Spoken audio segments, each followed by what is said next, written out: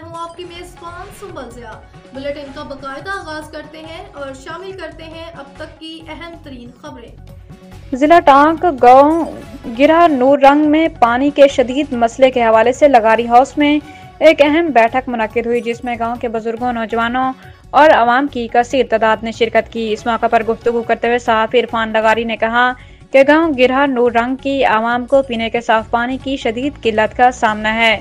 جس کی وجہ سے انہیں روزمرہ زندگی میں سخت مشکلات برداشت کرنا پڑ رہی ہے۔ انہوں نے کہا کہ 2024 کے عام انتخابات میں پاکستان تحریک انصاف کے نمائندوں نے کامیابی کے بعد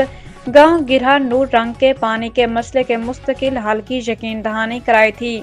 جس پر عمل درآمد کے لیے ہم نے مسلسل آواز بلند کی اور ہر فورم پر کوشش کی کہ اس اہم مسئلے کو جلد از جلد حل کروایا جائے۔ کچھ عرصہ قبل MNA دور خان کنڈی نے گاؤں کے لیے گھر گھر پائپ لائن کی مد میں 25 لاکھ روپے منظور کرائے ہیں، تاہم اس پر کام ہونا باقی ہے۔ انہوں نے مزید بتایا کہ چند روز قبل MPA عثمان خان بیٹنی کی خصوصی کوششوں سے